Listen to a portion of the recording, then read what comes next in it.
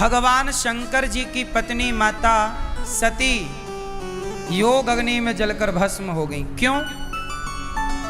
शंकर जी के मंत्र जपने, महामृत्युंजय जपने से प्राणों की रक्षा होती है, तो माता सती के प्राणों की रक्षा क्यों नहीं हो पाई? क्योंकि जब मृत्यु आती है तो भगवान शिव भी उसे टालते नहीं। अब समझो यहां पर महामृत्युंजय का क्या कोई प्रभाव नहीं है? अब देखो जरा, दो बातें यहां समझने की हैं। होनी दो तरह की होती है। होनी कितने तरह की? एक तो होनी जो आपके प्रारब्ध जन्य होनी है, जो आपके भाग्य में लिखा है वो होनी है। पर एक होनी और होती है, हरि इच्छा भावी बलवाना, एक भगवान की इच्छा से होती है, एक ब्रह्मा की इच्छा। देखो विधि किसे कहते हैं? ब्रह्मा को। विधि का विधान, बोलो क्या कहते हैं? विधि का, विधि का, विधि का, विधि का विधान भगवान मैट सकते हैं, पर भगवान का विधान कोई नहीं मैट सकता। दो बातें समझिएगा। आप लोग कहते हो ना ये विधि का विधान है, तो विधि कहते हैं ब्रह्मा जी को, जो ब्रह्मा ने लिखा उसे कहते हैं विधि का विधान। जैसे सांदीपनी गुरु जी का बेटा मर गया, भगवान कृष्ण जहां पढ़ने गए उज्जैन, उनका बेटा मर गया। वो क्यों मर गया? क्योंकि विधि ने इतनी ही उम्र लिखी थी, विधि के विधान में इतनी ही उम्र थी उस बच्चे की, वो मर गया, गुरु सांदीपनी जी का बेटा। पर विधि के विधान को कौन मैट दिया? भगवान कृष्ण, जो कि साक्षात नारायण है, वो मरे हुए बेटे को जिंदा करके ले आए, विधि के विधान को मैट दिया। बोलो हाँ।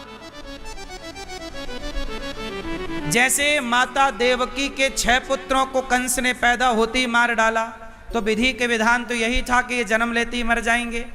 पर भगवान से देवकी ने कहा मेरे पुत्र लाओ, तो भगवान ने विधि के विधान को, सुनो, विधि के विधान को शंकर जी भी मैट सकते हैं। आपके विधि विधान में लिखा है कि मुझे मरना। जैसे मैं अपनी एक छोटी सी बात सुना दूं आपको। ये दास अनिरुद्ध 2013 या 14 में, 14 में मैं छत से गिर गया था, ऊपर से। कहां से गिर गया? मैं ऊपर से 2 मंजिला से गिर गया नीचे, मेरी कोल्हू की हड्डी टूट गई। गिरा था, पहली बात तो सिर के बल गिरता, तो सिर के बल गिरता तो मर ही जाता, तो मरा नहीं, हड्डी टूटी। हड्डी टूटी तो डॉक्टरों ने बताया कि अब ये सारी जिंदगी हड्डी तो जुड़ जाएगी, पर चूरा हो गई है, कई टुकड़े हो गए हैं, तो छोटी बड़ी हो जाएगी, मतलब एक पांव छोटा हो जाएगा, एक पांव बड़ा, मतलब लंगड़ा होके चलेगा। मुझे बताया डॉक्टर ने कि लंगड़ा होके चलोगे। तो वो जो था विधि का विधान था कि मैं गिरा और मेरी मृत्यु थी उस दिन। मेरी क्या थी? इतने ऊपर से गिरा भैया, मरना संभव था या नहीं? पूरी संभावना थी मृत्यु की। सच बताऊं तो मैं उस दिन गिरा छत से, मैं मर ही गया था। विधि का विधान था कि मैं मर जाऊं, मेरी उम्र उतनी ही थी। फिर क्या हुआ? उस विधि के विधान के ऊपर भगवान का विधान चलता है। शायद इस शरीर से कोई पुण्य हुआ होगा। मैंने बचपन से लेकर सदा संतों की सेवा की है। जब मैं गिरा तो मैं 2013-14 में, लेकिन मैं बचपन से संतों की खूब सेवा करता रहा, साधु जनों के खूब पांव दबाए थे, मैंने खूब सेवा की। उस सेवा के कारण मैं सवेरे 4 बजे जागकर मंदिर जाकर पूजा करता, नित्य में सुंदरकांड का पाठ करता। पूरा सुंदरकांड मुझे कंठस्थ था, आज भी है। पहले मैं 15 मिनट में पूरा सुंदरकांड कर लेता, इतनी स्पीड थी।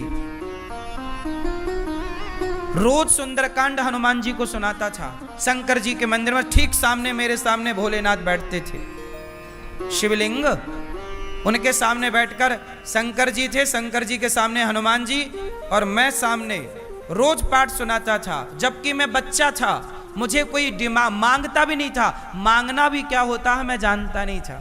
उस समय मैं 14 साल का, 13 साल का था, मैं 13-14 साल का बच्चा, मुझे कुछ ज्ञान नहीं था, लेकिन सुंदरकांड पढ़ना अच्छा लगता था तो मैं हनुमान जी को सुनाता था, शंकर जी को सुनाता था, राधा कृष्ण भगवान का मंदिर था। आप सुनो, 6 बजे तो सवेरे में पूजा करके मंदिर में ताला मार के बाहर निकल आता था, और सवेरे 6 बजे निकलकर बासी 2 रोटी अचार के संग खाया और गैया लेके 7 बजे चराने चला जाता था। ये मेरा रूटीन था, सवेरे गैया चराने जाता था। सवेरे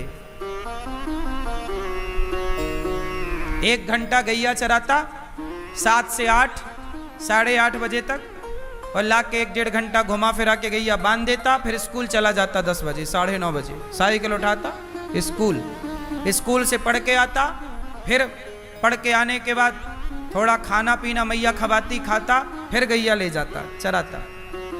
ये मेरी दिनचर्या थी उस समय जब मैं छोटा था। अब बताओ, मैंने किसी का बुरा नहीं किया ना बचपन में, तो मैं गिरा, विधि का विधान था कि मेरी मृत्यु थी, लेकिन उस विधि के विधान के ऊपर भी ईश्वर के विधान ने कहा नहीं, अभी इसे मारो मत, अभी इससे कुछ और काम कराना है। तो भगवान ने उस मृत्यु को टाल दिया और मेरी मृत्यु केवल कूल्हा टूटने में टल गई, हड्डी टूटने में टल गई। ये है विधि का विधान। तो शंकर जी चाहें, भगवान नारायण चाहें तो विधि के विधान को बदल सकते हैं। आप पुण्य तो करो, भला तो करो, ना टल जाए तुम्हारी मृत्यु है, ना टल जाए तुम्हारा संकट तो बताना। लेकिन फिर माता सती क्यों जल के भस्म हो गई? क्योंकि वो विधि का विधान नहीं था, वो ऑलरेडी ईश्वर का विधान था। इसलिए माता सती को शिव जी ना बचा पाए, क्योंकि वो हरि इच्छा भावी बलवाना, भगवान की ही इच्छा थी कि इस लीला से आगे की लीला करनी है। तो माता सती को भगवान राम पर संदेह हुआ।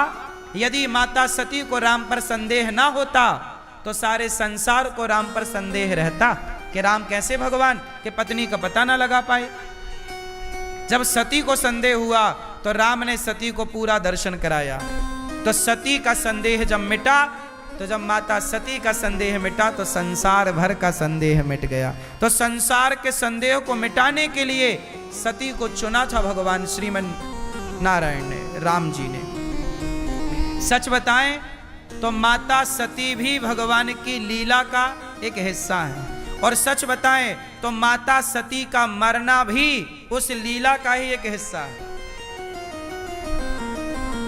समझो आप, इस संसार में जो हो रहा है वो यूं ही नहीं हो रहा है, ऐसे नहीं हो रहा है,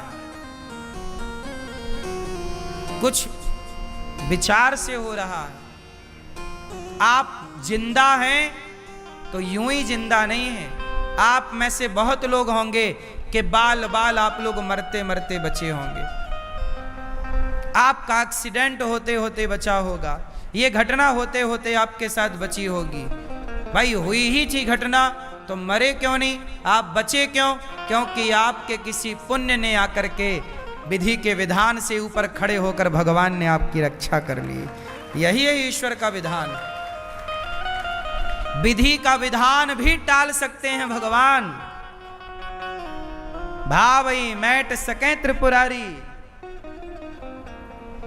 शंकर जी भावी मतलब होनी को मैट सकते हैं, पर माता सती चूंकि उस लीला का एक हिस्सा थी तो माता पार्वती, माता सती बाद में पार्वती बनकर आई और शिव पार्वती का फिर संबंध हुआ।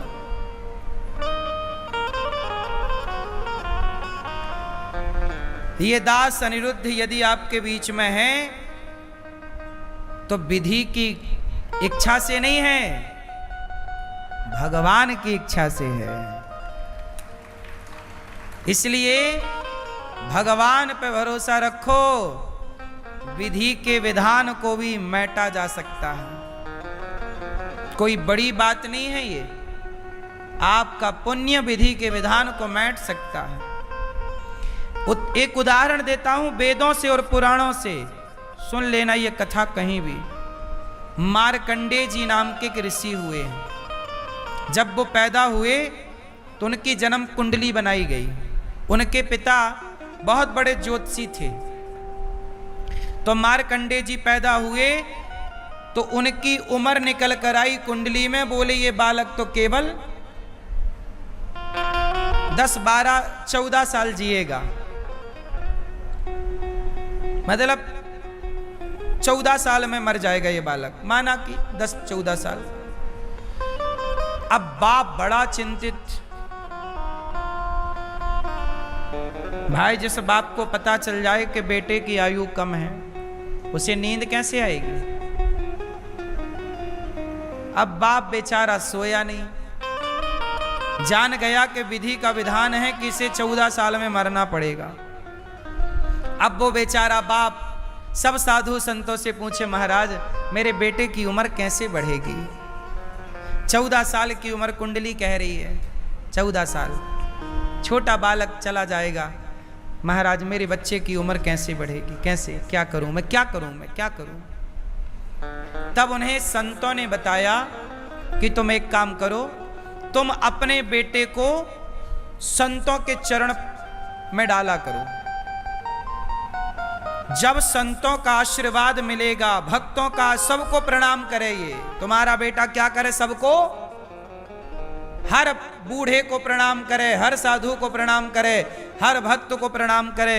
जाओ अपने बेटे से सबको प्रणाम कराओ। अब वो बाप मरता क्या ना करता, बेटे को लिया और जो भी गांव में साधु संत आए चरणों में डाल देता। संत लोग आशीर्वाद देते, खुश रहो बच्चा। एक साधु ने तो बड़े तपस्वी संत थे, आशीर्वाद दे दिया, जाओ चिरंजीवी हो, लंबी आयु हो तुम्हारी, जाओ आशीर्वाद है, आयुर्विद्या यशो बलम, जाओ आयुवान हो जाओ, बहुत आयु हो तुम्हारी। पिता आ गया, गुरुजी ये तो 14 साल में मर जाएगा और आप कह रहे हो कि लंबी आयु हो। अब वो ऋषि जो थे वो ऋषि ही थे। ऋषि मतलब भगवान से कांटेक्ट। ब्रह्मा जी से कहा कि ब्रह्मा जी जरा देखना इसका हिसाब किताब। बोले 14 साल इसका चल रहा है, कल इसका आखिरी दिन है, कल ये मर जाएगा और आपने आज आशीर्वाद दे दिया कि जाओ चिरंजीवी हो जाओ, मतलब लंबी आयु पाओ, जाओ दीर्घजीवी भव, जाओ। ब्रह्मा जी बोले मैं कुछ नहीं कर सकता, मेरे को तो जैसी आदेश मिलती है ऊपर से वैसे काम करता हूं भैया। मैंने तो लिख दिया कि 14 साल मतलब 14 साल। अब बोले ब्रह्मा के बस का नहीं है। सीधा संत जी ने भगवान का, हे प्रभु मैं आपका दास हूं, दिन भर आपका भजन करता हूं, मैंने एक बालक को आशीर्वाद दिया है, मेरा वचन मिथ्या ना होना चाहिए। साधु का वचन मिथ्या नहीं होना चाहिए। प्रहलाद जी ने कहा खंबे पे भगवान है, प्रहलाद के वचन की रक्षा करने के लिए नरसिंह भगवान खंबे से निकले। प्रभु मेरा वचन है कि यह बच्चा मरना नहीं चाहिए। भैया शास्त्रों में लिखा है कि भगवान ने संत के वचन रखने के लिए प्रकट होकर कहा, बालक तुमने सब बड़ों को, बुजुर्गों को प्रणाम किया और तुम्हारे पास आशीर्वाद का इतना धन हो गया है कि तुम 14 साल क्या 14 युगों में भी नहीं मरोगे। 7 लोग अमर हैं, उन 7 के ऊपर मार्कंडेय जी अमर हैं। चिरंजीवी 7 है, अश्वत्थामा बलिर्व्यासो हनुमानश्च विभीषण कृपा परशुरामश्च। 7 लोग अमर होते, जैसे हनुमान जी अमर हैं, अश्वत्थामा अमर है, अश्वत्थामा बलिर्व्यासो, बलि व्यास जी, अश्वत्थामा बलिर्व्यासो बलि व्यास जी, हनुमानश्च विभीषण हनुमान जी, विभीषण जी, कृपा कृपाचार्य परशुराम जी, ये सब लोग जीवित हैं, मतलब 7 लोग चिरंजीवी हैं, अमर हैं। लेकिन भगवान की कृपा, विधि का विधान तो 14 साल में मार डालता, लेकिन भगवान ने कृपा की, जाओ तुम भी चिरंजीवी हो जाओ और जाओ अमर हो जाओ। आज भी मार्कंडे जी 8वें मार्कंडे जी हैं, 7 चिरंजीवी ये तथाष्टमम मार्कंडे जी 8वें ये देखो, ये विधि का विधान से ऊपर ईश्वर का विधान। इसलिए कहता हूं, इसलिए न तुलसीदास जी बोले, और देवता चित्त न धरई, मैं जन्म कुंडली पे भरोसा नहीं करता, मैं भगवान पे भरोसा करता हूं।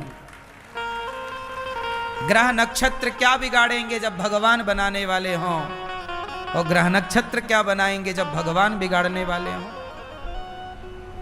इसलिए और देवता चित्त ना धरई, हमने तो भगवान श्रीमन नारायण को, अपने श्याम सुंदर, अपने राम लला को हृदय में बसा रखा है, और किसी के लिए अब जगह नहीं है। बात समझ में आई? इसलिए डरने का नहीं, भगवान के आश्रित रह के बिंदास जीने का। मौत आएगी तो घर के अंदर भी आ जाएगी, और नहीं आएगी तो एरोप्लेन गिरा, सब जल गए, फिर भी नहीं मरा एक आदमी। नहीं आएगी तो नहीं आएगी, और आएगी तो घर बैठे आ जाएगी। इसलिए मौत से डरने का नहीं, भगवान पे भरोसा रखने का। सांवरा जब मेरे साथ है तो डरने की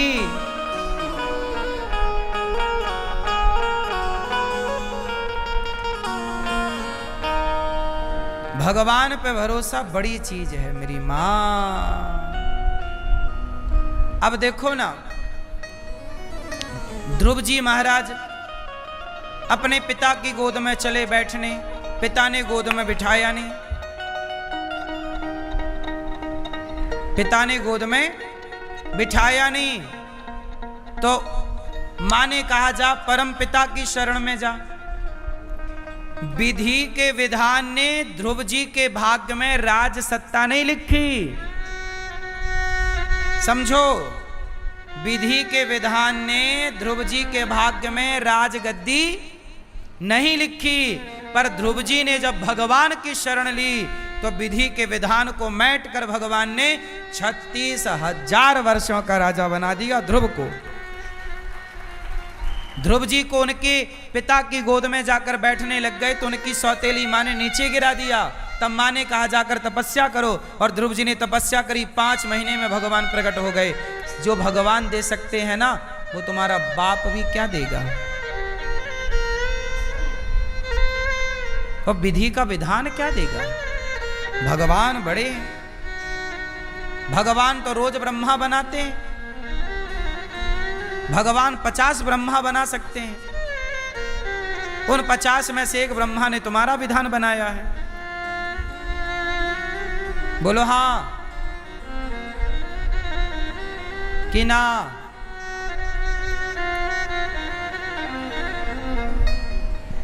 इसलिए क्या लिखा है मेरे भाग्य में, नहीं, मेरे भाग्य में जो नहीं लिखा वो भी मिलता है। ब्रह्मा जी जो जो लिखना भूल गए, आप सही दिशा पर चलो तो सही। कोई मेरे भाग्य में ब्रह्मा ने इतनी माताएं थोड़ी लिखी थी, ये तो भगवान ने दे रखी है इतनी सेवा, ये ब्रह्मा जी ने दी रखी है। ब्रह्मा जी ने तो मेरे भाग्य में एक ही माता लिखी थी, जो कि आप सबके भाग्य में भी लिखी है। आपकी कितनी माँ हैं?